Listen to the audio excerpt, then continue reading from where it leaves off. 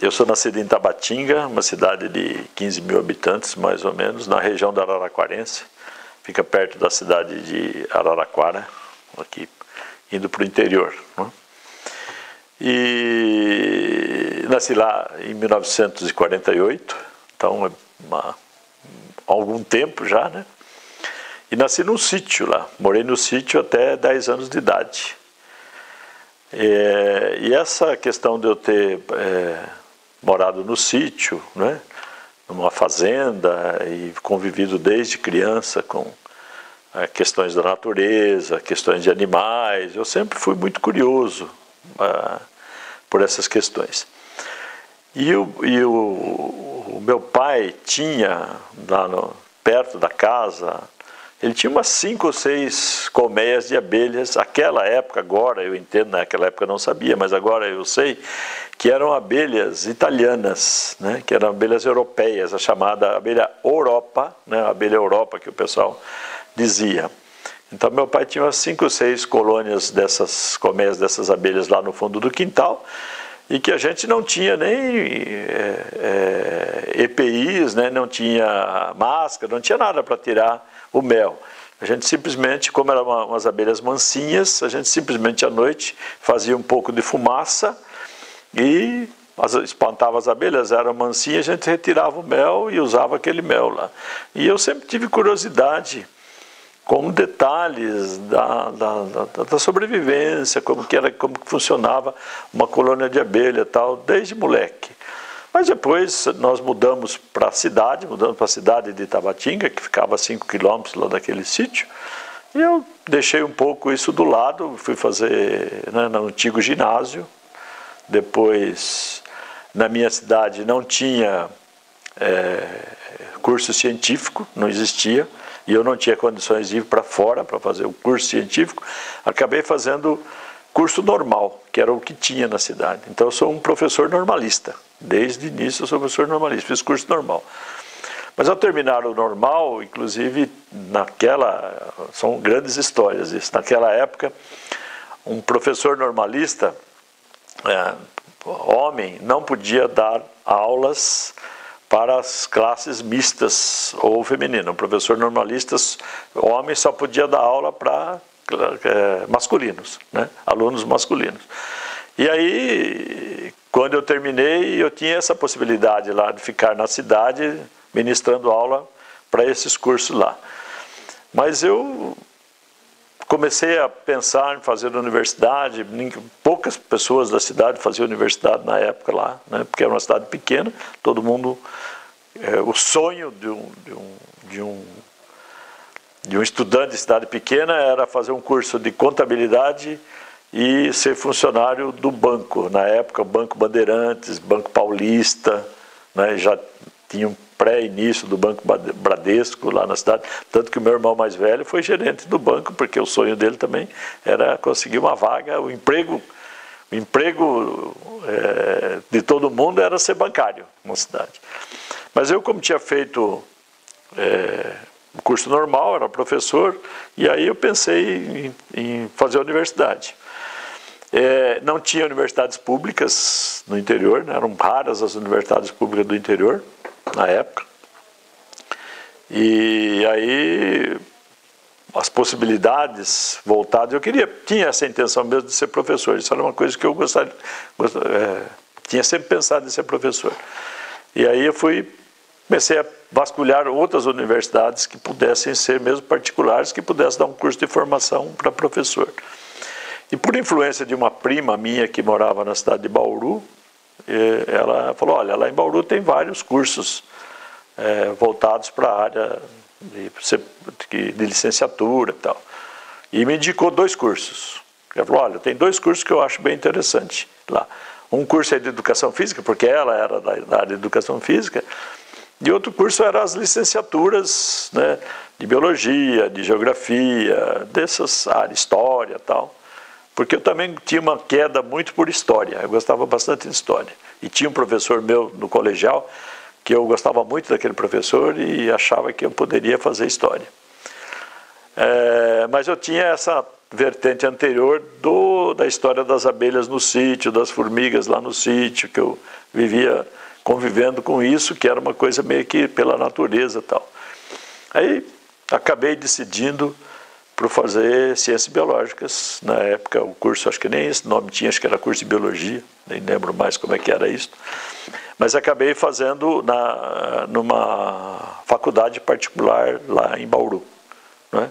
Então entrei lá em 1968, prestei vestibular em 67 e acabei entrando lá em 1968, porque embora fosse uma faculdade particular, eu tinha uma dificuldade financeira de pagar essa faculdade, tanto que eu acabei optando pelo curso noturno para poder trabalhar durante o dia para me sustentar, para poder pagar as despesas e tal. Mas logo que eu entrei na faculdade, eu já consegui uma monitoria lá dentro, e aí o curso acabou saindo com o valor da monitoria, eu pagava as mensalidades lá dentro, né? Isso foi bastante interessante, porque com essa história da monitoria, eu ficava sempre até mais tarde no laboratório, para limpar o laboratório. E aí, logo no primeiro ano, em setembro, eu lembro bem o mês, de setembro, eu estava limpando o laboratório, depois do meio-dia, estava limpando o laboratório, arrumando o laboratório. Apareceu uma diretora de uma escola lá, dizendo assim: olha, eu preciso de um professor para dar aulas de biologia, ciência e biologia aqui na escola, que o meu professor se afastou por problema de saúde e tal. E gostaria de saber, porque ela perguntou para a diretora disse: só tem um aluno aí, aquele aluno monitor, se você toparia. Eu falei: para quando começar? Ela falou: para amanhã cedo.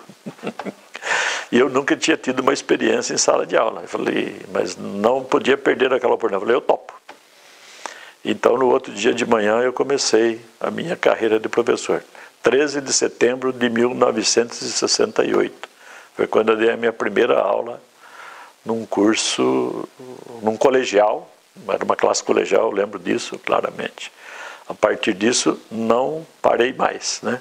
E agora, em 13 de setembro de 2018, eu farei 50 anos de sala de aula, dando aula, porque eu lembro muito bem, muito claramente essas datas. Então, a partir daquele dia, eu comecei a dar aulas, né? E aí no outro ano eu já consegui aulas também novamente, porque eu comecei a acumular pontos, né? Então, desde o primeiro ano do meu curso de graduação, eu já comecei a dar aula no antigo secundário, no antigo colégio, ensino fundamental. Aí eu terminei o curso lá, mas acabei... tinha várias oportunidades de continuar ficando lá em Bauru, tal, voltar para a minha cidade, voltar para as cidades vizinhas ali. Mas eu tinha uma relação muito grande com a cidade de Araraquara, que era muito perto da minha cidade e tal, que eu conhecia muito bem e tal. Então eu optei, e aí eu tinha um amigo também lá em Araraquara que era diretor de uma escola. E aí encontrei com ele, ele falou assim: em Araraquara não tem professor de ciências, não tem professor de biologia. Se você for para lá, todas as aulas da cidade são suas. Você pode escolher o horário que você quiser, a escola que você quiser, do jeito que você quiser, porque não tem professor. Quem dá aula lá de ciência e biologia são os dentistas. Não tem formado lá, não tem licenciado na cidade. Isso era o ano de 1970, 1971, por aí, nessa época. Então eu resolvi mudar para Araraquara. Fui para Araraquara e passei a dar aula nas escolas de Araraquara lá. Escolhi 2 escolas, dava aula em 2 escolas lá.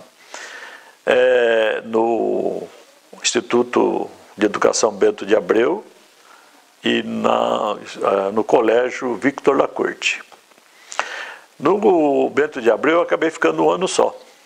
No segundo ano eu já acumulei todas as minhas aulas no Colégio Victor Lacorte, que era um colégio muito interessante, era um colégio diferenciado, porque tinha um diretor muito diferenciado, que depois ele foi também professor da Unesp, e é um cara fantástico, fantástico como diretor de escola secundária e como professor, que era o professor Telaroli, Rodolfo Telaroli. Depois ele acabou dando aulas na Unesp lá, era um professor de História. E eu me dei muito bem com o professor Rodolfo, tanto que eu entrei lá 21, 22 anos para dar aula lá no Vitor Lacorte, e nos 2 anos que eu estava lá, ele me convidou para ser assistente de direção dele. Então eu virei diretor do curso noturno, com 23 anos de idade, eu era o diretor da escola no curso noturno, por conta da confiança do professor Telaroli em questões administrativas, né? Mas essa ideia de ser pesquisador sempre me fascinou. Eu só não fui fazer um curso de pós-graduação quando eu terminei a graduação, porque não tinha no interior. Eu teria que mudar para São Paulo, só tinha na USP em São Paulo, não existia pós-graduação no interior. Então, para que eu pudesse mudar para a USP, era um negócio complicado para me manter em São Paulo. E aí eu comecei a ganhar dinheiro como professor e resolvi ficar no ensino médio mesmo. Prestei concurso no ensino médio, passei no concurso. E então, resolvi continuar ali. Mas minha ida para Araraquara, aconteceu um fato que mudou um pouco os rumos da história. Eu comecei a frequentar a Faculdade de Filosofia lá em Araraquara, né? Ia fazer cursos como voluntário lá, como aluno especial, para poder aprimorar os meus conhecimentos. E lá em Araraquara existia um antigo curso de ciências de 3 anos, né? Que era um curso da lei, acho que eu não me lembro o número da lei, acho que é uma lei 50, alguma coisa assim, que permitiu a criação desses cursos de licenciatura, só para licenciatura, de 3 anos, que juntava física, química, matemática e ciência biológica. E eu comecei a frequentar esse curso lá. Quando eu comecei a frequentar esse curso, eu conheci o professor que dava as aulas de biologia, que era o professor Antônio Carlos Stort, que é formado aqui em Rio Claro, né? E que tinha feito a pós-graduação na USP e que foi contratado lá em Araraquara na Faculdade de Filosofia. Então eu acabei conhecendo o professor Stort lá e acabei ficando muito amigo dele e comecei a auxiliá-los nas aulas, e que ele também tinha muita dificuldade para que ele fizesse pesquisa, mas ele fazia algumas coisas, ele conseguia, os laboratórios eram muito deficientes, porque lá era uma faculdade de filosofia e cursos voltados para letras, para sociologia, não tinha essa área de biologia, de ciência, não, era muito pouco lá. Mas de qualquer maneira ele tinha um pequeno laboratório e eu comecei como voluntário naquele pequeno laboratório a auxiliá-lo, tanto nas aulas de graduação que ele dava, como iniciação científica, né? E começamos a fazer algumas pesquisas juntos. Eu era voluntário, não ganhava nada. Eu dava aula, a minha sobrevivência era das aulas do ensino público, do ensino médio, da rede pública, e eu só, quando sobrava um tempo, eu ia para o laboratório lá com o professor Stort. E como eu demonstrei muita vontade de continuar naquilo, ele estava gostando muito das pesquisas que a gente fazia. Eu lembro que ele me passou um projeto que era muito sacal, né? Que tinha que ter uma persistência muito grande, que era avaliar os ovaríolos das operárias e das rainhas de abelhas, que ele já tinha um pequeno apiário lá. Essa foi uma outra coincidência da história minha de infância, que o Stort trabalhava com abelhas, né? Então eu já voltei na história. Quando encontrei o Stort, que o Stort trabalhava com abelhas, e que eu tinha o histórico da minha infância, eu falei, bom, acho que esse caminho está sendo bem interessante. Então comecei a trabalhar nesses projetos de iniciação científica lá com ele, e ele me passou esse projeto bem complicado, que precisava ter uma força de vontade muito grande para fazer, abrir aquelas abelhas e contar aquele número de ovaríolo, para qualquer iniciante desistir logo de cara. Passado um tempo, o professor Stort me chamou e falou assim, bom, Malaspina, é o seguinte, primeiro, eu te passei um projeto bem complicado mesmo, que é para saber se você tinha essa vontade mesmo, se você não ia desistir, porque se você já desiste de cara, já resolve o meu problema e o seu. Segundo, você demonstrou realmente que você tem vontade, que você gostaria de seguir nessa carreira. Então, se você quer ser realmente um pesquisador, tem essa vontade, você tem que fazer um curso de pós-graduação. Tá certo? Isso já era os anos de 74, 73, 74, né? Que eu entrei lá, comecei a frequentar a Faculdade de Filosofia lá em Araraquara em 72, por aí. Então já era 73, 74. E ele falou, olha, eu tenho uma informação de que vai abrir um curso de pós-graduação na Unesp de Rio Claro, na Faculdade de Filosofia de Rio Claro, porque a Faculdade de Filosofia, até 76 aqui era a Faculdade de Filosofia, ainda a antiga Faculdade de Filosofia. Eles estão acertando para fazer um curso de pós-graduação lá. Então eu acho que você deveria se preparar para fazer para começar a fazer pós-graduação. E o caminho seria Rio Claro. Rio Claro é uma coisa bem interessante você poder estar cursando lá em Rio Claro. Então eu comecei a estudar.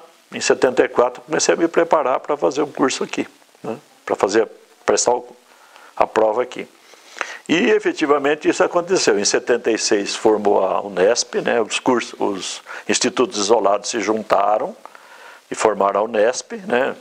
Rio Claro, Rio Preto, Botucatu, vários cursos se juntaram e formaram a Unesp. E isso em janeiro de 76, se eu não me engano, né? Acho que essa é a data da criação da Unesp. E em julho de 73, também foi criado o primeiro curso de pós-graduação da Unesp. E um deles foi aqui em Rio Claro, né, que abriu o primeiro curso, tanto que a prova, o chamado vestibular para pós-graduação, ocorreu em julho de 76. Então eu tinha me preparado em 74, 75, estava estudando para isso. Então eu prestei essa prova e entrei na pós-graduação aqui em julho de 1976. O curso de pós-graduação aqui começou com duas sub-áreas, né?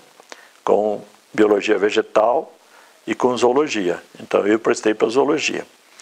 E o professor Stort, mesmo ele estando em Araraquara, ele acabou se credenciando no curso aqui, porque ele era ex-aluno daqui, ele acho que era, não sei, não me lembro, mas não sei se ele é da primeira, ou segunda ou terceira turma daqui da Faculdade de Filosofia de graduação. Mas ele já tinha feito o doutorado na USP, já estava com o doutorado pronto e ele se credenciou. E eu fui o seu primeiro orientado, né? Então, mas eu ainda continuava na rede. Em 76 eu ainda continuava dando aula na rede, que era a minha sobrevivência, na rede pública.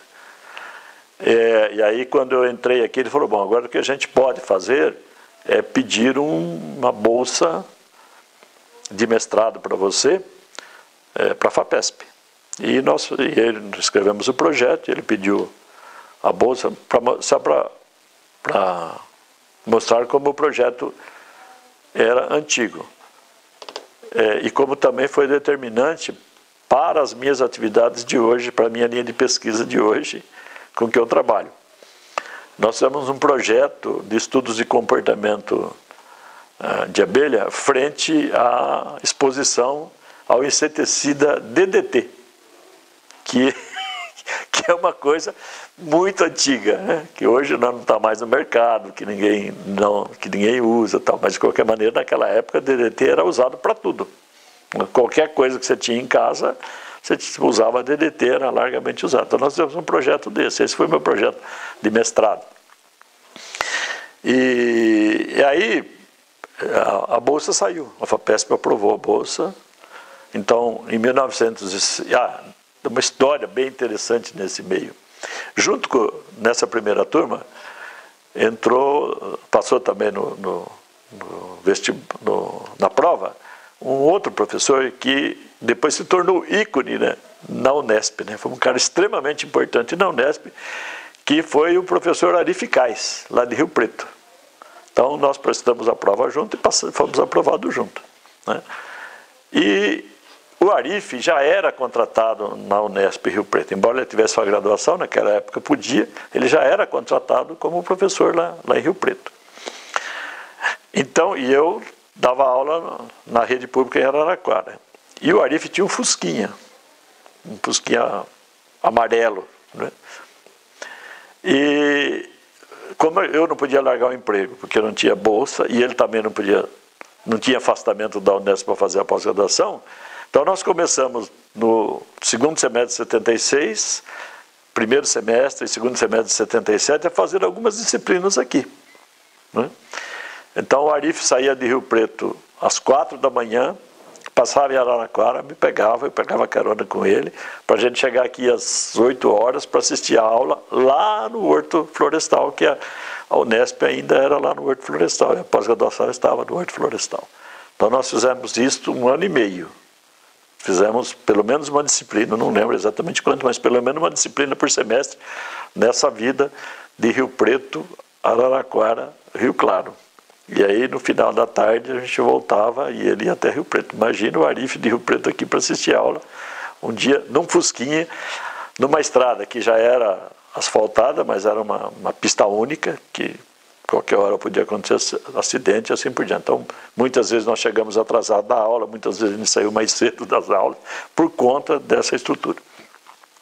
Mas em 77 saiu a minha bolsa de mestrado, né, da FAPESP, aí eu pedi demissão da rede pública.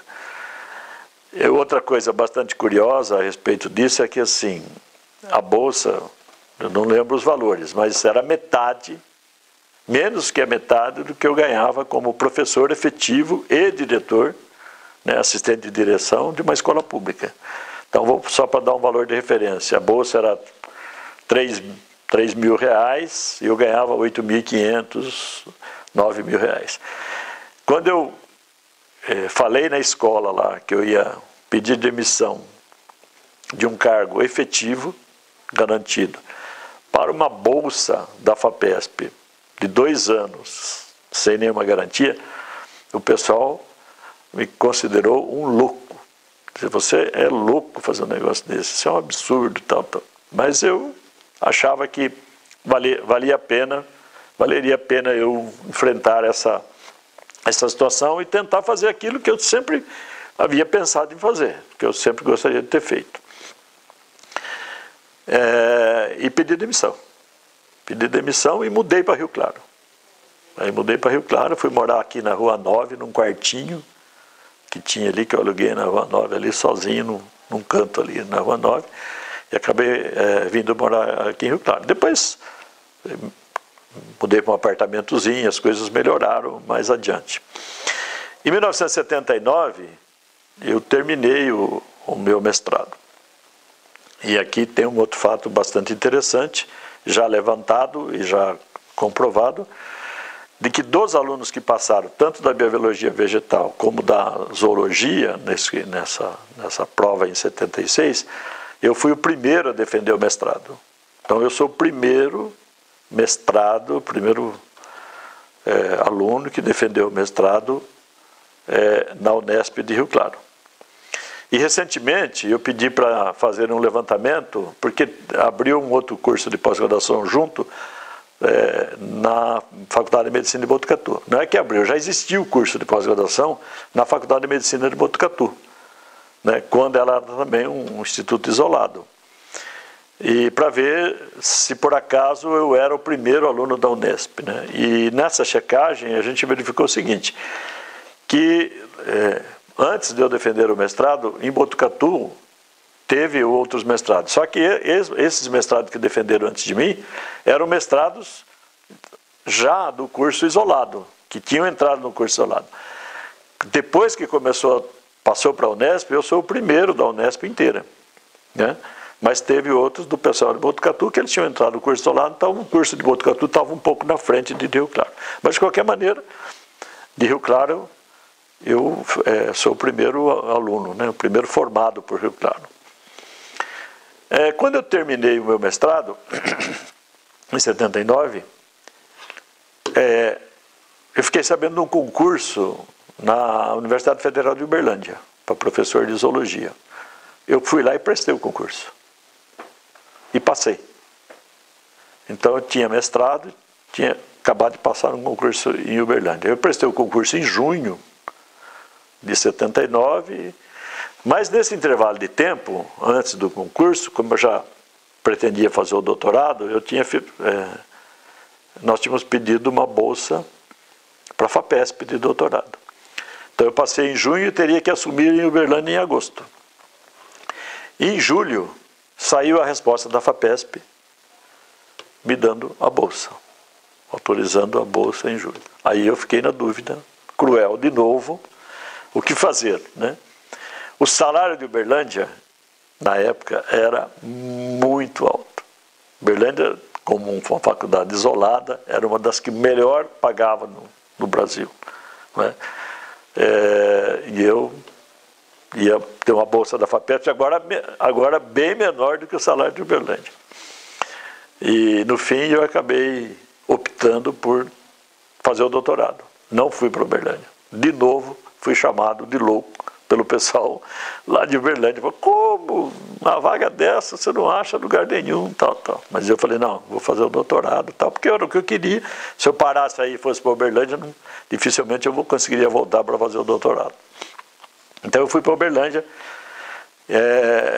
desisti de Uberlândia e fiquei com a bolsa da FAPESP para fazer o doutorado. Aí já não mais trabalhei com inseticida, porque na época a gente viu que a questão dos inseticidas era muito complicada. Então nós fizemos um projeto sobre comportamento de coleta de alimento em abelha, comparando então já as abelhas europas que eu tinha na minha infância com as abelhas africanizadas, porque aí fiquei sabendo como é que funcionava a questão da biologia dessas abelhas no Brasil e tal, tal. Então a gente fez um trabalho comparativo, né, entre as duas, e a gente acabou publicando esse artigo numa boa revista da época, que foi um artigo que deu uma boa repercussão. Então eu fiz o meu doutorado de 79, meados de 79, 80 e 81. Quando eu estava terminando o doutorado no final de 81, fiquei sabendo que iria abrir um outro concurso para zoologia na Universidade Federal de Uberlândia, de novo. Aí eu falei, vou prestar de novo, porque eu estava no final já do meu trabalho, né, do doutorado, e final da bolsa também. Então eu prestei o concurso em outubro de 81, eu prestei o concurso lá em Uberlândia. E passei de novo, né? Eu me lembro que tinha 18 candidatos, na época eram bastante, né? Era uma coisa rara ter. E uma outra coisa bem interessante que aconteceu. Antes de 81, lá em Uberlândia, na Universidade de Uberlândia, não tinha concurso. Era tudo contratação por indicação. Não existia concurso público. O primeiro concurso público da Federal de Uberlândia foi o meu. Foi esse que eu prestei. Tanto que eu me lembro que no dia da minha aula, o anfiteatro estava lotado, porque todo mundo foi ver como que era um concurso público que o pessoal não tinha visto. Então eu acabei passando lá de novo na Universidade Federal de Uberlândia. Prestei em 81, e aí eu tinha que assumir em janeiro de 82. O contrato saiu em 81, mas eu acabei assumindo em janeiro de 82, porque pediu um prazozinho para terminar a coleta de dados, tal, que eu precisava.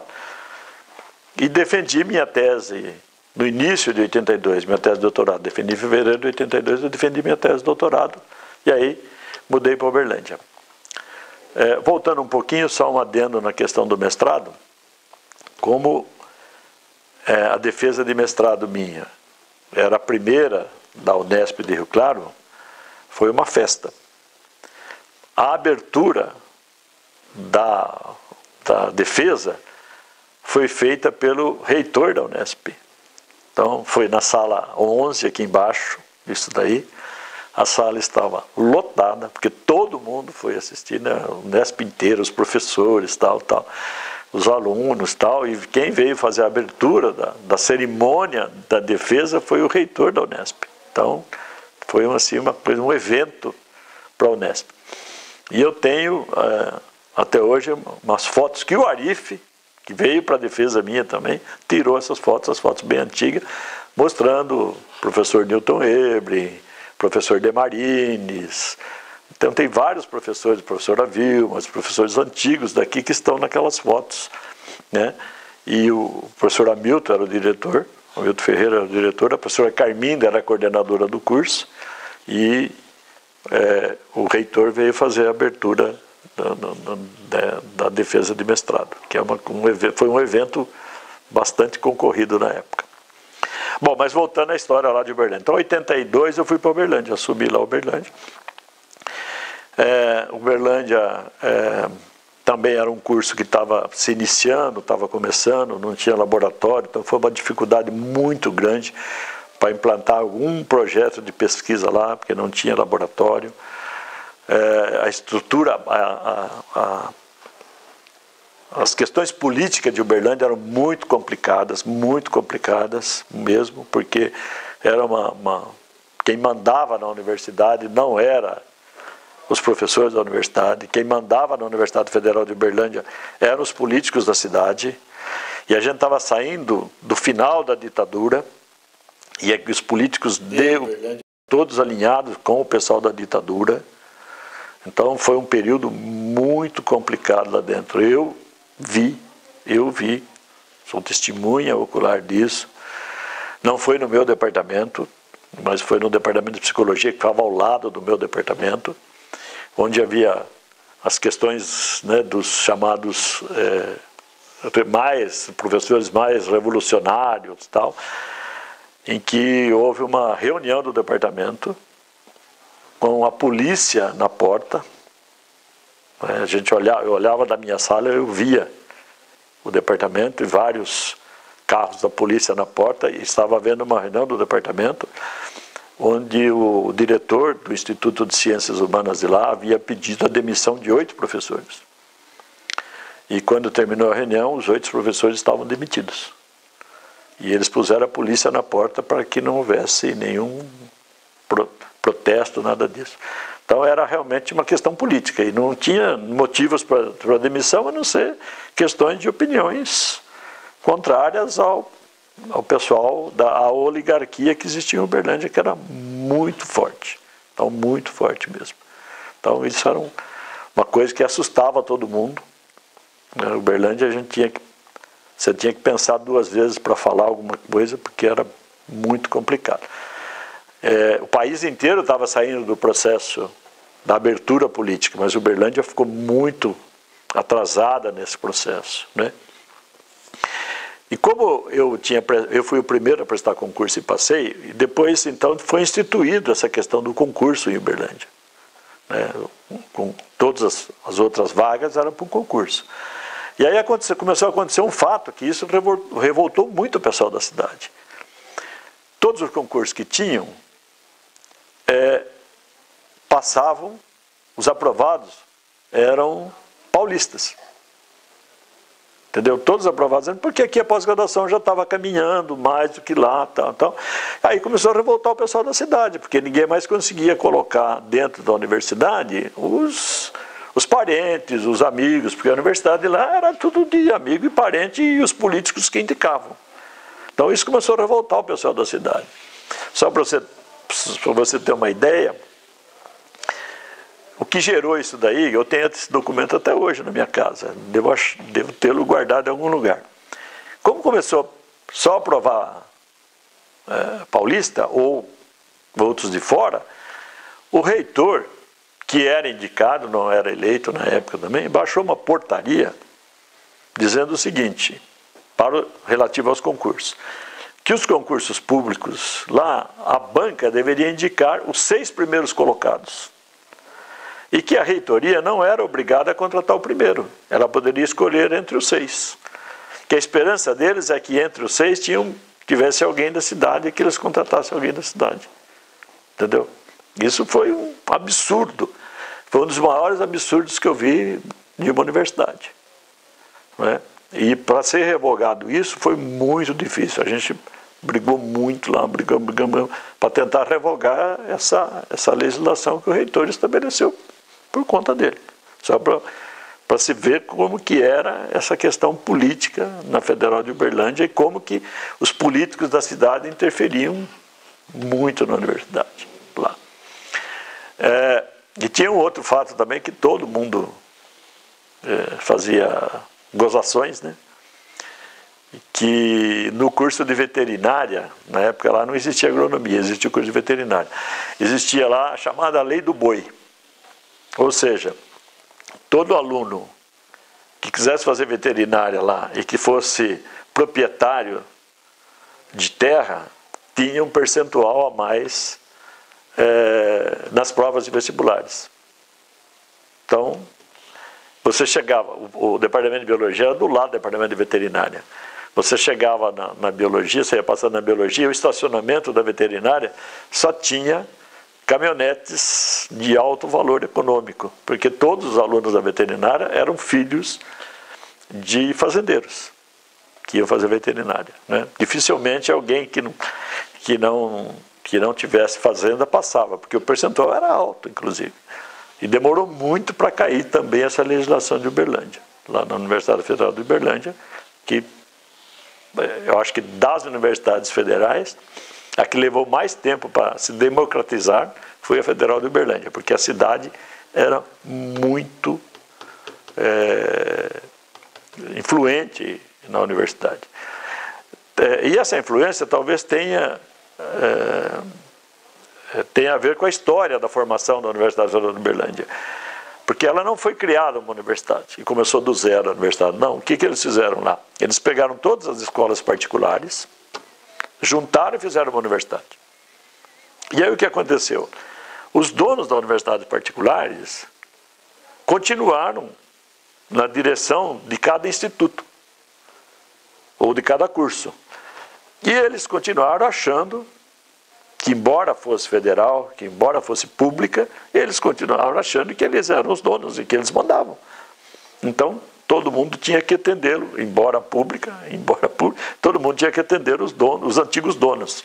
Né? Até que esses antigos donos saíssem, ou saíram de lá, isso foi um processo muito lento, né? Para que ela realmente se tornasse pública e deixasse de ter influência do pessoal político da cidade. Bom, eu fiquei em Uberlândia com toda a dificuldade, não consegui montar laboratório, não consegui montar nada, porque era uma dificuldade muito grande disso. Apesar da universidade ser muito rica, ter muito dinheiro. E quando eu fui, isso eu lembro muito bem, quando eu fui para lá, um professor com doutorado aqui ganhava 150, vamos por reais ou R$1.000, alguma coisa assim, só para de reverência. E eu fui para lá ganhando 300. Era o dobro do que ganhava aqui. Além do que, nós tínhamos 13º, 14º, 15º e às vezes 16º salário. Porque o dinheiro que sobrava no final do ano, que recebia o dinheiro federal, aí sobrava o dinheiro. O que a reitoria fazia? Ela dividia. Estava sobrando, ela dividia na forma de salário para todo mundo. Eu achava um absurdo aquilo, mas era o que tinha lá, então era muito rica. E apesar de ser muito rica, você não conseguia montar laboratório, não tinha dinheiro para isso, porque eles mantinham todo o status dos grupos que mandavam na universidade. E aí, em 1984, abriu uma vaga aqui. Então já fazia 4 anos que eu estava lá, abriu uma vaga aqui em Rio Claro, e aí eu fiquei voltando na terceira dúvida, quando você coloca as questões financeiras, né? Em voltar para Rio Claro, ganhar metade do que eu estava ganhando lá, não é? Mas tentar fazer uma carreira científica do jeito que eu gostaria que acontecesse, ou ficar lá em Uberlândia batendo cabeça e brigando com os grupos de lá, tal. E aí eu fiz a opção de voltar para Rio Claro, entendeu? Aí eu fiz a opção de voltar para Rio Claro. De novo, um grupo lá de amigos de Uberlândia, de professores que davam aula comigo em Uberlândia, um dia fizeram uma reunião, entendeu? Fizeram uma reunião para discutir, a pauta era a minha vinda ou não para Rio Claro, meu pedido de demissão lá em Uberlândia, que eles achavam um absurdo eu fazer isso, que eu não devia fazer, por questões de salário, por questões disso, tal. Mas não foi só a questão, aí tinha essa questão mesmo da carreira científica, que aqui era muito melhor para fazer uma carreira científica, mas também tinha a questão familiar, né, que eu era nascido aqui perto, tal, queria voltar um pouco mais perto da minha família, tal. Então eu acabei optando de voltar para Rio Claro. Então eu voltei para Rio Claro no dia 25 de setembro de 1984, quando eu assumi aqui. Pedi demissão lá no dia 23 e assumi aqui no dia 25, né, em Rio Claro. E aí iniciei a minha carreira aqui. O professor Stort também tinha sido transferido, terminou, eu não me lembro essa data, mas teve uma época que esses cursos de ciências, modalidade de 3 anos, terminaram na Unesp. E então fechou de Araraquara. E aí os professores desses cursos lá podiam optar para ir para alguma outra unidade. E na época já tinha sido, depois desse processo, já tinha sido contratado um outro professor de ciência biológica lá, que foi o professor Chaude. Então o Chaude foi contratado quando o curso para dar aula de ciências lá em Araraquara, junto com o Stort. E quando fechou o curso, eles optaram em mudar para cá. Então veio para cá o professor Stort e o professor Chaude vieram para cá, aqui para Rio Claro.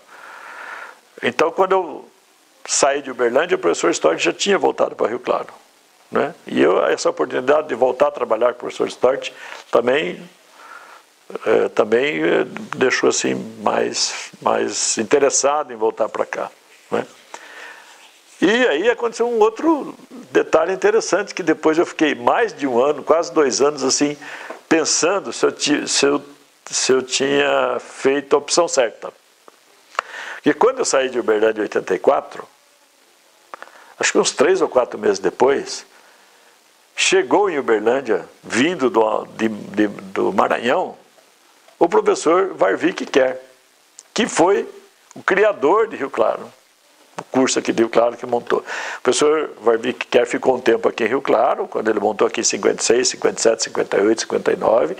Depois ele foi para Ribeirão Preto, ficou um tempo lá em Ribeirão, montou o curso de Ribeirão. Depois ele foi para o INPA, lá no Amazonas, lá em Manaus.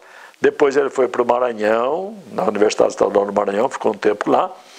E eu não sei o detalhe, não sei se ele aposentou no Maranhão ou não, ele então acabou optando em ir para Uberlândia nesse fato. E ele foi para Uberlândia no final de 84, começo de 85.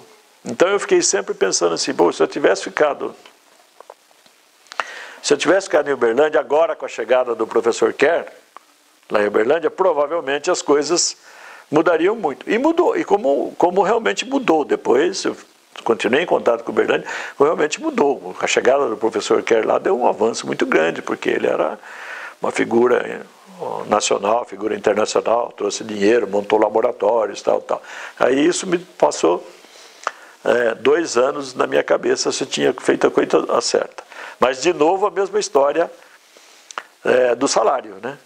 Que eu deixei um salário 2 vezes maior lá para vir ganhar um salário uma vez bem menor aqui. Então, 3 vezes na minha vida eu tive esses episódios salariais de opção por um valor menor e fui chamado de louco por vários amigos que eu tinha na época. Mas, de qualquer maneira, depois de 1 ano e meio, 2 anos, estava completamente adaptado aqui, esqueci essa história da Federal de Uberlândia, e aí montei minha vida aqui, voltei a trabalhar com o professor Stort. A gente fez vários trabalhos juntos nessa área de comportamento e começamos a publicar junto, tal, montamos uma boa linha de pesquisa juntos. Aí aqui, a vantagem daqui é que tinha um grupo de biologia de abelhas muito bem estruturado, muito bem formado, um excepcional grupo, acho que talvez junto com o Ribeirão Preto, os 2 melhores do Brasil em biologia de abelha. Tinha a professora Carminda, então era uma coisa muito diferente, e as condições laboratoriais para pesquisa aqui estava muito mais avançada do que Uberlândia, em que eu tentei sozinho e não consegui, e só que deslanchou depois da chegada do professor Kerr lá. Então comecei, digamos assim, minha carreira científica mesmo, nos moldes do que eu sonhava, do que deveria ser, começou em 85. Até aí eu estava batendo cabeça, né? Mas essa parceria com o Stort e com outros grupos já consolidados, na época a gente tinha aquele programa integrado de genética, a gente não, o Departamento de Biologia tinha o programa integrado de genética, o famoso PIG, né, financiado pelo Banco Mundial, e que tinha bastante dinheiro. Então eu já entrei num grupo que tinha verba, tinha bastante financiamento, então ficou mais fácil de trabalhar. Antes de passar essa parte, eu tinha esquecido de contar um outro episódio que é bem interessante também, né? E que eu tenho uma foto só disso. Nas coletas de dados do meu doutorado, eu trabalhei com comportamento de abelha, então eu treinava as abelhas para elas coletarem uma quantidade de alimento dentro de uma balança, para ver peso, para ver quantidade que coletava, capacidade de transporte dessas abelhas e tal. O nosso apiário de abelhas africanizadas era aqui onde é o centrinho dos alunos, naquele morro ali. Então tinha 10 colmeias de abelha ali, naquele morro. O apiário nosso era ali. E para não mudar as colônias de lugar, eu coloquei a balança, todos os instrumentos, entre o SAEP, naquele espaço, entre o SAEP e a sala 15. Então, a minha coleta de dados foi ali. Então, eu treinava as abelhas lá de cima para elas coletarem ali numa balança ali em frente ali. Todo mundo passava e ficava vendo eu coletar os dados ali, para você ver onde é que era o laboratório nosso de coleta de dados. Não tinha absolutamente nada, né? Porque esse prédio aqui, onde nós estamos, foi ocupado em 1977. Era só ele, não tinha outro prédio aqui, né? Bom, só para uma coisinha que eu tinha esquecido. Voltando então à vinda daqui, e aí, quando eu cheguei aqui em Rio Claro, eu comecei a entrar no grupo de pesquisa. E eu sempre gostei também bastante dessa questão administrativa, questão política. É uma questão que eu sempre estava de olho, né? Quando eu estava lá em Uberlândia, eu participei das atividades políticas da cidade, da prefeitura, me juntei a um grupo de um professor lá que foi candidato a prefeito de Uberlândia e se elegeu candidato a prefeito de Uberlândia, e ele inclusive tinha me convidado para ser o secretário de Meio Ambiente. Se eu não tivesse mudado para Rio Claro, eu teria sido secretário de Meio Ambiente lá em Uberlândia por conta do convite do professor Zaire Rezende, que foi prefeito de Uberlândia de 85 em diante, lá, não sei exatamente as datas. Então aqui também, não política da cidade, mas política da universidade. Eu sempre gostei dessa questão política, questões administrativas. Então, junto com essa questão de pesquisa, eu comecei a me envolver nas questões administrativas. Participar de várias comissões, de várias... Aqui na unidade, não só na unidade, como também na reitoria. Fui vários anos representante do Instituto, do Conselho Universitário, comissões do CAD, comissões do CEP, participei de várias comissões dessa, então tinha um engajamento político-administrativo bastante forte na universidade. E às vezes bastante crítico. E eu várias vezes critiquei muito a VUNESP, né? A Fundação de Vestibular. E um dia, o professor Landim era o reitor. Um dia, não sei por que cargas d'água, encontrei com ele e critiquei, fiz umas críticas na VUNESP. Passado um mês e pouco, o professor Landim me liga e falou: olha, mas você criticou muito a VUNESP, abriu uma vaga de conselheiro, eu vou te indicar para a vaga de conselheiro. Se você acha que você é capaz de mudar alguma coisa, então você vai lá para resolver essa questão. Nunca esqueci essa conversa do professor Landim. E acabei ficando como conselheiro, fui presidente do conselho da VUNESP, né, conselho curador da VUNESP, e acabei ficando 8 anos como conselheiro da VUNESP. Só saí de lá por questões também políticas, porque o outro grupo que assumiu lá não era do lado que eu estava, digamos assim, e acabou não renovando essa questão lá da VUNESP. Mas, de qualquer maneira, aqui no Instituto fui muito ativo. Uma das primeiras comissões que eu me lembro, que eu acho bem interessante, foi da comissão nessa época, 85, 86, né, já passado 10 anos, começou a se pensar na questão de dividir os dois institutos, que já era uma divisão, né, do ponto de vista legal. Mas como começou a crescer, não era mais só esse prédio aqui, começou a ideia de se construir outros prédios e trazer toda a estrutura que estava lá na Rua 10 para cá, então foi montada uma comissão para fazer a divisão das terras, digamos assim, né? E a divisão dos funcionários. Então eu participei dessa comissão, que era uma comissão especial, para dividir, mais ou menos delimitar quais seriam as áreas ocupadas pelo IGCE e quais seriam as áreas ocupadas pelo IB, e quais seriam os funcionários que viriam ficar lotados no IGCE e lotados no IB. Eu lembro que essa comissão foi uma comissão, digamos assim, entre aspas, de notáveis, com brigas homéricas e notáveis, porque imagina se dividir funcionário e dividir terras, né?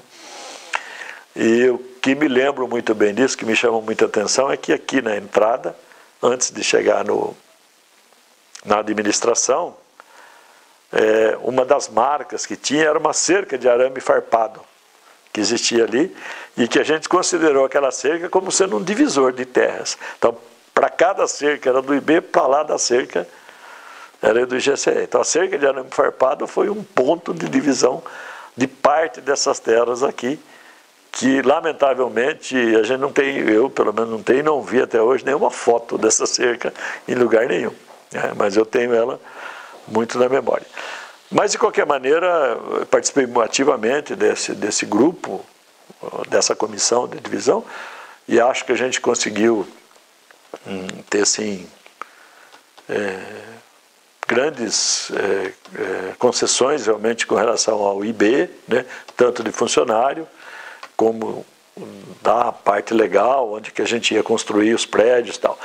Mas já naquela época, eu tinha a ideia de que eu já tinha tentado fazer isso, a gente não conseguiu, era que nós tivéssemos um plano diretor para a questão do Instituto, para o desenvolvimento do Instituto, né? Já se criasse um plano diretor. Mas eu não sei porque não foi para frente, talvez questões de verba, mas a gente, né, porque não era a comissão que tinha que fazer esse plano diretor, porque não entendia nada de construções. Tinha que contratar arquitetos, pessoal que entenda dessa área, da área de urbana e tal. Mas a ideia minha era já construir um plano diretor, que só foi sair muito tempo depois, na gestão do professor Pagano, do professor Newton, é que teve um pré-plano diretor, e agora ele sofreu várias mudanças, né? Mas pelo menos hoje já tem um plano diretor da divisão das terras e da ocupação dessas áreas, tipo de ocupação, apesar do pessoal não respeitar muito, não. Tenho várias informações que o pessoal não tem respeitado muito o plano diretor, mas já existe. Mas a ideia surgiu naquela comissão, que a gente deveria fazer um plano diretor e um plano de ocupação de terras. E isso com relação à administração do Instituto, que eu participei ativamente, tal, tanto na gestão da professora Carmina, na gestão do professor Pagano, né, todas as gestões sempre participei. E na reitoria também, durante pelo menos a gestão do professor Landim e do professor Antônio Manuel, participei de várias comissões, além do Conselho Curador e da presidência do Conselho Curador da VUNESP durante um certo tempo. Durante minha gestão na presidência do Conselho Curador da VUNESP, nós fizemos uma coisa que todo mundo criticou, mas hoje foi uma coisa acertada. A VUNESP, ela ficava localizada lá no Paraíso, ali no bairro do Paraíso, lá, e era tudo alugado o prédio. E aí nós compramos, durante a gestão, um prédio próprio, ali na Barra Funda, que naquela época era um lugar pouco valorizado. E a gente comprou um prédio muito bonito, onde coube toda a VUNESP, todo mundo, fomos muito criticados por todo mundo chiou muito. Por quê? O pessoal sempre defendeu, e eu também defendia isso assim, que a VUNESP, ela tinha fins lucrativos, então ela ganhava dinheiro com os concursos e ganhava dinheiro com os vestibulares. E que esse dinheiro, esse lucro, ela deveria repassar para a universidade, para que a universidade aproveitasse esse dinheiro, por exemplo, no ensino de graduação, melhorias para a universidade. Eu também sempre defendi isso e achava que isso era importante. E quando a gente comprou esse prédio, todo mundo falou, mas como? Então está desviando os fins da VUNESP. A VUNESP não era para fazer isso. Mas, de qualquer maneira, a gente foi em frente e, apesar das críticas, a gente adquiriu o prédio. Aí foi um golpe de sorte, digamos, né? A Barra Funda depois resolveu se remodelar inteirinha. Hoje ela é extremamente valorizada e aquela área da VUNESP hoje vale provavelmente uma imensa fortuna, que eu não tenho nem ideia do cálculo disso. Então, acho que a VUNESP fez uma coisa acertada, né, do ponto de vista financeiro mesmo, e tem a sua sede própria, bem localizado, com um espaço bem interessante. Então, isso foi feito quando eu era o presidente do Conselho Curador, mas a gente recebeu muitas críticas. Voltando aqui para Rio Claro, essa área de pesquisa aqui de Rio Claro, então, tinha muita gente aqui que trabalhava com biologia de abelhas e também, porque o Instituto de Biociências, desde o início, com a história do professor Kerr, ela foi bastante focada nessa área de insetos, né? Sempre, tanto que o grande reconhecimento dela de Rio Claro nacionalmente foi muito centrado em insetos. Hoje, se alguém falasse, olha, onde que tem assim um grupo muito forte em insetos? Rio Claro sempre teve um forte, né? Depois passou vespa, passou formiga e vários outros insetos, mas começou tudo com as abelhas do Dr. Kerr. A universidade também passou por uma crise financeira. Em 1990, o BID estava oferecendo, o Banco Interamericano de Desenvolvimento estava oferecendo um dinheiro para financiar infraestrutura na universidade. E como a universidade não tinha dinheiro, o prédio nosso aqui, essa estrutura desse prédio é muito complicada para você crescer, né, para você aumentar as áreas, não tinha como aumentar. A universidade não tinha dinheiro para aumentar as áreas, a gente pensou então em fazer um projeto para o BID. Eu fui cabeça desse projeto, junto com o professor Odair, Maria José Eblin, né, vários outros, professora Carminda e tal. Vamos fazer um projeto para o BID, para que a gente possa ampliar as áreas de pesquisa, ampliar o laboratório. E a gente fez um projeto para o BID para ampliar a área de insetos, principalmente focado em abelha, mas já também pensando nos outros insetos, né? Eu também sei, eu ia falar que não sei, mas eu me lembrei agora. A gente acabou tomando meio que um golpe, digamos, entre aspas, da própria reitoria da Unesp, porque vários outros institutos fizeram esse projeto para o BID. Né? E a universidade mandou para o BID, foi a universidade que mandou. Quando o dinheiro saiu, esse dinheiro do BID saiu, não saiu o montante que a gente tinha pedido para todo mundo. Então saiu um montante menor, a universidade teve que priorizar. E aí ela resolveu pegar esse dinheiro e construir uma parte de Franca, que não tinha dinheiro, segundo a reitoria, e a outra parte, o IGCE, nessa época, estava querendo mudar para cá, porque o IB veio para cá praticamente tudo, e o IGCE ficou lá na Rua 10. E o IGCE queria vir para cá. Só que não tinha dinheiro para construir os prédios daqui do IGCE. E aí a universidade pegou esse dinheiro do BID e investiu na construção dos prédios do IGCE, da geografia, da administração. Então aqueles prédios ali foram construídos com esse dinheiro do BID, que a universidade foi pagando posteriormente. Nem sei se acabou de pagar até hoje ou não. Então o nosso projeto de construção, que a gente tinha feito de forma baseado nos insetos, acabou não saindo.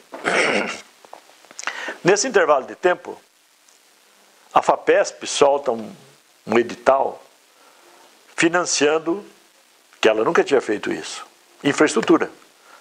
Não podia ser prédios novos, mas podia ser pequenas reformas. A FAPESP fez isso. E no projeto do BID, a gente tinha pedido pequenas reformas de um laboratório disso, tal.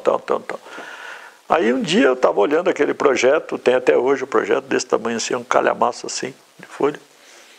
E junto com os outros professores, nós tivemos uma ideia. Eu fui o mentor dessa ideia. Assim, nós temos vários projetos de reformas de pequeno laboratório. Era da zoologia, era da bioquímica, que juntava todo mundo que trabalhava com os insetos, né? Por que a gente não pega esse montante, vê quanto que dá essas reformas todas? Como não dava para reformar esse prédio grande aqui, não tinha como reformar isso aqui.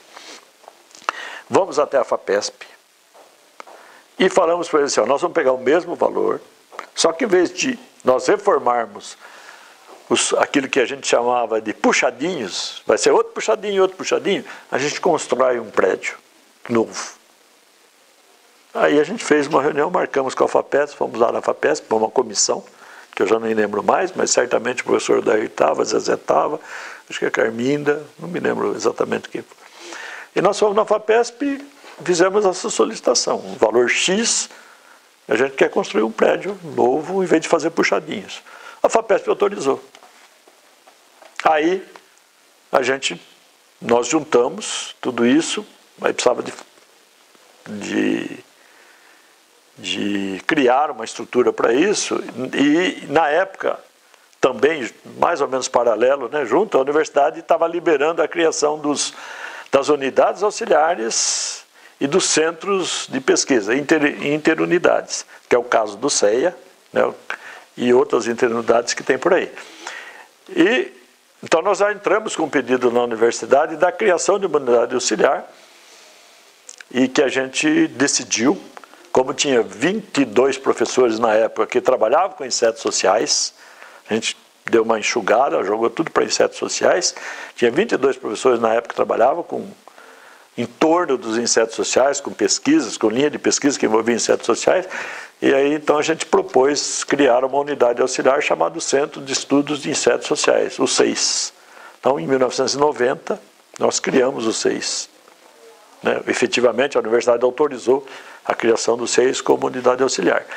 E, paralelo a isso, a gente estava trabalhando na FAPESP, nessa construção, e a FAPESP autorizou. Então, a gente fizemos o primeiro moldezinho do CEIS, que é hoje, que tem 1.200 metros quadrados, aproximadamente. Na época, a gente conseguiu uma construção pequena, que o dinheiro da FAPESP deu só para construir uma parte pequena, né? A parte administrativa e o CEIS tem três prédios, né? 3 unidades, digamos assim. Então a gente construiu a parte administrativa e uma das pernas. Ele tem 3 pernas lá na construção, e uma das pernas. Então a gente consolidou a criação do CEIS, envolvendo os 22 professores. Tal. Então isso foi na década de 90 que a gente começou a fazer isso. Em 1995, nós inauguramos o CEIS. Né? E aí eu, inclusive, acabei tendo uma sala no CEIS, saindo aqui do departamento de biologia e indo para o CEIS. Né? Continuo no departamento de biologia até hoje, mas a minha infraestrutura eu montei lá no CEIS e mudei lá para o CEIS, que foi uma maneira de expandir os laboratórios e abrir espaço para outros professores aqui que não tinha mais espaço, não tinha como crescer aqui os laboratórios. Então isso facilitou muito. Eu, o Odair, o Mário Palma, acabamos indo para o CEIS e liberando espaços aqui para o pessoal, os novos da biologia que estavam vindo. Então, em 95 a gente mudou para o CEIS. Continuei ligado ao departamento de biologia, né? E continuei, mas as atividades do laboratório passei lá para o CEIS. Depois disso, lá no CEIS, nós fizemos outros projetos. O professor Mário fez um projeto de financiamento da FAPESP, também de infraestrutura. A FINEP, a FAPESP, não me lembro, ela deu também uma infraestrutura, ele construiu um pedaço. O professor Maurício, que era da bioquímica, mas trabalhava com insetos sociais, também conseguiu um projeto de infraestrutura, uma construção, acabou incorporando. E hoje a gente tem 1.200 quadrados, com 3 pernas lá, com laboratórios que eu considero bastante diferenciados em termos de espaço, de infraestrutura. Né? Eu acho que hoje o CEIS é uma realidade, é um dos laboratórios mais produtivos da universidade. Né? E, assim, me dá uma satisfação muito grande, mas muito grande mesmo, de saber que eu ajudei a construir a ideia, a consolidar a construção e a consolidar as questões acadêmicas do CEIS. Isso eu não nego, podem até chamar que você não tem nenhuma humildade. Não tenho, porque eu acho que foi um processo muito bem feito, que é muito bem conduzido e que deu frutos bastante interessantes, né? Hoje, o SEIS é respeitado nacional e internacionalmente pela estrutura que ele tem e pela alta produtividade que o grupo do SEIS tem. O grupo é um grupo diferenciado mesmo e muito elogiado por muita gente, a não ser por alguns grupos da reitoria que andaram criando vários problemas para a gente lá, por questões políticas e não por questões acadêmicas. Se você for olhar acadêmica,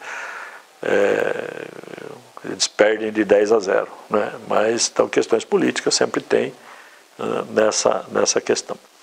Bom, isso em 95 a gente mudou para o SEIS, começamos a trabalhar. E eu tinha trabalhado, na minha linha de pesquisa, eu tinha trabalhado toda a parte, nesse tempo todo, voltado para comportamento. No ano 2000, mais ou menos, aí pelo ano 2000, começa a aparecer essa questão de novo na Europa, nos Estados Unidos, relativa à linha de pesquisa de abelhas, a questão do desaparecimento das abelhas, tanto na Europa quanto nos Estados Unidos. Então, o chamado CCD, que ninguém conseguia explicar por que as abelhas desapareciam, tal. E isso foi muito forte em 2000, 2002, 2005, lá na Europa, tal. E no Brasil isso a gente não observava o fenômeno que acontecia no Brasil com o fenômeno da Europa. Mas a partir de 2005, por aí, a gente começou a observar, principalmente aqui no estado de São Paulo, uma grande mortalidade de abelhas, diferente do modelo europeu e do modelo americano, mas acontecia aqui no Brasil. E aí eu comecei, por conta dos apicultores pedirem informação, então eu comecei a me interessar pelo caso. E aí comecei a verificar que isso estava muito diretamente relacionado às aplicações aéreas, que estavam começando a ocorrer no estado de São Paulo, na cana e nos citros, e a morte das abelhas, e as aplicações aéreas de pesticidas. E como eu tinha trabalhado no meu mestrado com o DDT, essa era uma coisa que estava ficando meio... que eu então comecei a me interessar por esse assunto. Então eu comecei a voltar a trabalhar com os inseticidas, né? E para tentar entender esse fenômeno. E montei um grupo de pesquisa muito bom lá no SEIS com isso, vários alunos, pós-doc, que todos trabalhando com essa linha de pesquisa. E aí a gente criou o grupo de ecotoxicologia de abelha, né, abelhas sociais, com vários dos alunos, associei com vários ex-alunos que estavam saindo daqui, como a Roberta Nocelli em Araras, como a Elaine Zacarin em Sorocaba, que tinham sido alunas nossas aqui, trabalhando com esse tema. Então a gente montou um grande grupo, esse é o único grupo no Brasil muito forte em ecotoxicologia de abelhas. Acabamos virando, nós temos aí hoje, só nessa linha, mais aí uns 10, 12 capítulos de livro, mais de 30 artigos, a partir de 2008, né, que a gente começou a trabalhar com isso, mais de 30 artigos publicados, viramos referência no Brasil, referências internacionais, porque o grupo hoje participa dos grupos europeus, dos grupos americanos, de discussão disso, para estabelecimento de legislação, de análise de risco dos agrotóxicos versus abelhas. Acabamos sendo hoje consultor do IBAMA para esse assunto, tanto que essa semana saiu um edital, né, para uma chamada pública para contribuir com essa questão de análise de risco para as abelhas, o que é que a gente vai contribuir para as novas legislações que vem aí. Então nós acabamos virando referência, o laboratório hoje de ecotoxicologia do SEIS, o Departamento de Biologia de Rio Claro, é referência nacional para essa linha de pesquisa. Então, quando se fala nessa linha de pesquisa, o pessoal fala aqui no nosso laboratório. Além disso, dessas questões todas, nós fomos hoje também muito procurados por várias empresas, muitas dessas empresas que trabalham com o tema agrotóxico, né, que têm esses produtos, que vendem esses produtos e que querem alguma forma de melhorar a aplicação disso, melhorar o controle desses produtos com relação às abelhas, entender como que é o processo, tal. Então, a gente tem várias parcerias com essas empresas que têm, evidentemente, dado um suporte bastante interessante para o laboratório, em termos de bolsa, de financiamento. Tal. Então, hoje, pela segunda vez, primeiro a criação do SEIS, que eu achei que a minha participação foi bastante importante, E aí agora a montagem desse grupo especializado em ecotoxicologia de abelha, que era uma coisa que não tinha no Brasil, que não existia nenhum laboratório no Brasil que fazia isso, e que a gente acabou, que nosso grupo acabou tornando-se referência nacional e internacional. Semana que vem nós estamos recebendo 2 pesquisadores ingleses que vão ficar aqui uma semana com a gente para essas discussões. Então a gente tem recebido pessoal da França, pessoal da Inglaterra, os americanos e outros países aí com essa temática, que quando eu me aposentar eu vou deixar evidentemente para os meus alunos que eles continuem. Então, se eu for resumir, né, todas essas atividades, eu tenho algumas coisas que eu me orgulho muito. Eu sempre fui um cara que eu vesti muito a camisa da Unesp, muito, muito. E apanhei muito também por essa questão, né. Primeiro, toda essa montagem da linha de pesquisa, da minha linha de pesquisa e da criação do SEIS, que eu acho que são 2 coisas que eu me orgulho de ter feito e acho que fiz muito bem. A terceira, digamos assim, foi a minha participação política administrativa da universidade, que eu fiz também. Tive uma participação, hoje estou mais afastado, né, por conta já da idade, mas eu tive uma participação política efetiva mesmo, bastante efetiva, tanto aqui no Instituto, como na década de 90 até 2000 e pouco, lá na reitoria. Então fui muito participativo nessas questões e ajudei a construir algumas coisas ao longo do tempo que eu acho importante uma participação efetiva na universidade com relação a isso. Então essas 3, digamos, linhas, né, que eu tenho orgulho muito grande. E uma quarta linha, que isso é obrigação de todo professor, né, claro,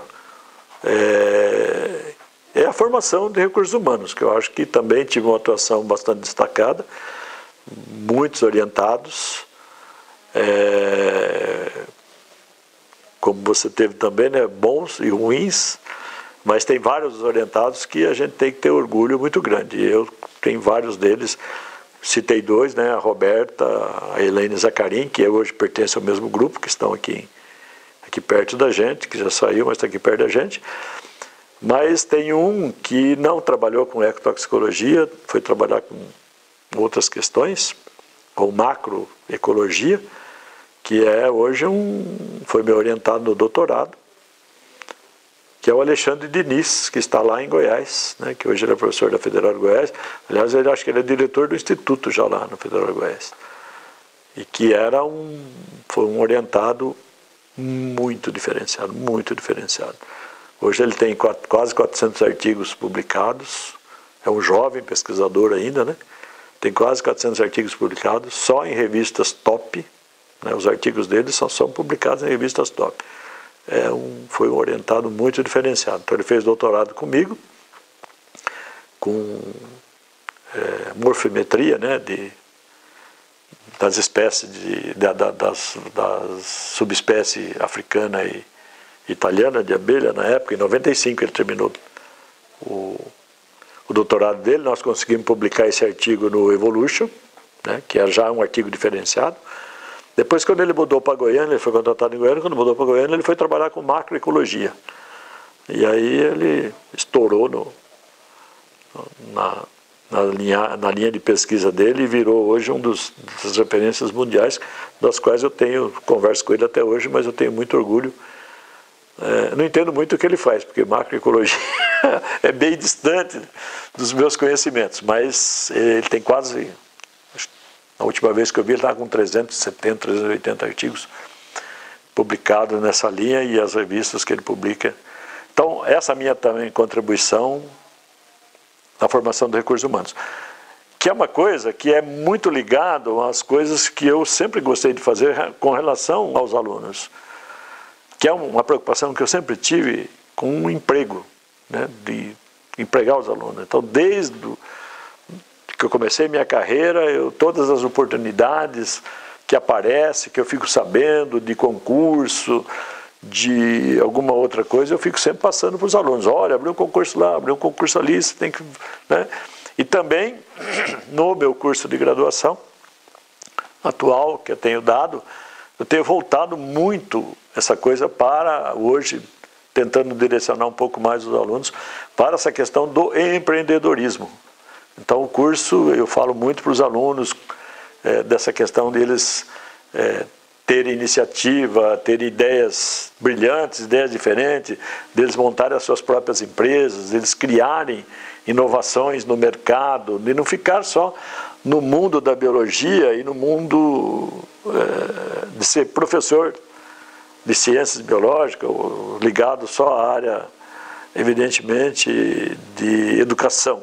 Que eles têm várias outras oportunidades e que a biologia tem que ser ampliada para isso. Hoje a biologia mudou muito daquela nossa biologia lá do início, né, com relação às oportunidades. Eu acho que a biologia se tornou uma referência em termos de disciplina. Qualquer outra disciplina está ligada à biologia. Então as oportunidades que eles podem ter, que eles podem criar, são muito grandes. Tanto que nessa disciplina que eu dou, cada grupo tem que apresentar uma ideia de uma empresa que ele poderia montar no futuro em 3 minutos. Porque esse é baseado nesse concurso mundial que tem, né, de empreendedorismo, que o cara vai lá e tem 3 minutos para vender a ideia da empresa dele. Então, baseado nisso, vocês têm que pensar numa empresa voltada para a biologia, que tenha algum envolvimento de biologia e que vocês no futuro possam criar. Só que você tem 3 minutos para vender a ideia para mim. Para estimular os alunos a terem ideias diferentes, para não ficar nesse marasmo aí que eles ficam. Para fechar. Então agora em agosto já está fechado isso com a direção do Instituto. Nós vamos fazer uma comemoração dos 40 anos de pós-graduação da Unesp, que é julho de 76, julho de 2016. Então vai ter uma edição de comemoração dos 40 anos da pós-graduação. Então nós estamos formatando ainda como que vai ser tal, mas de qualquer maneira haverá homenagens à professora Carminda, a primeira coordenadora, a professora Hamilton, primeiro diretor, tal. E eu vou contar um pouquinho dessa história do primeiro mestrado, do primeiro doutorado, 5 minutos para contar essa história, e pretendo exibir um pouco aquelas fotos que eu tenho lá do pessoal antigo. Entendeu? Mostrar lá o professor De Marines, né, quem que lembra do professor De Marines? Pouca gente, mas era uma pessoa que eu adorava conversar com ele, apesar de ser da minha área, porque ele era italiano, participou da guerra, e eu gostava de ouvir as conversas dele da Itália, da guerra, tal. Eu gostava do professor De Marines, porque a gente ficava conversando um tempão com ele, né? Então, vários desses professores antigos que, infelizmente, as pessoas esquecem.